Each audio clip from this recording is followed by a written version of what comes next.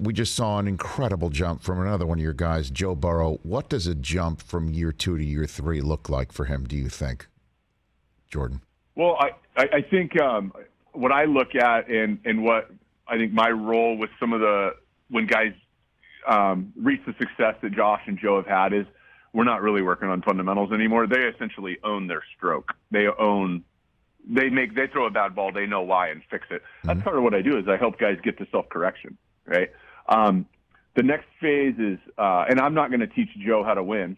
That's why I'm asking this question, Jordan, is because what an incredible leap from a guy coming out from a blown out knee, right?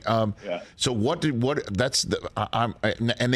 we just discussed, what does somebody need? What do they have? What do they need? He needed protection. It seems like they've hit the heck out of that in free agency. Now comes a draft. What do you think that leap will look like for Joe Burrow this year? I think with Joe, the way that I approach these guys is efficiency.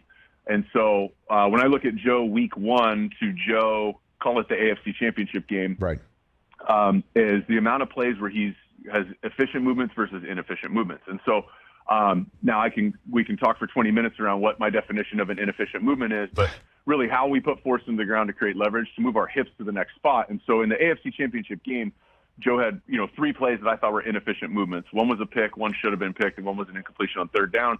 And it was just essentially not, something got him off. He was disconnected from the ground, and then it's just he's not as efficient. Whether it's the ball dying on the interception to the left to Honey Badger, right? That was not a bad throw. That was a inefficient movement. And so I just look at Joe, who this is his first offseason. Right. When he went through the draft process, that was COVID. That was brand new. He basically took over the team when they were installing new offense, new quarterback, new everything via Zoom. He didn't meet anybody till training camp. So then this last offseason, he's rehabbing his knee. That's essentially your number one commitment, football second, right?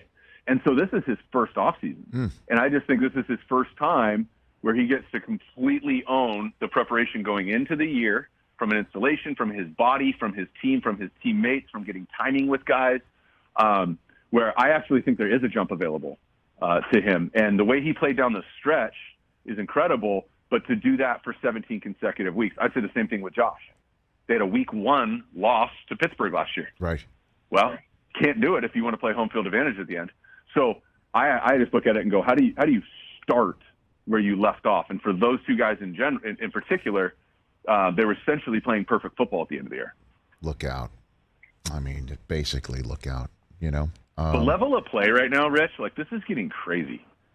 Well, I mean, there's a lot of guys playing damn near perfect football right now. Right, and then the AFC is such a deep end of the pool. For it got deeper. It got way deeper. Like there's an undertow now, a considerable undertow. That's how deep it is in the AFC.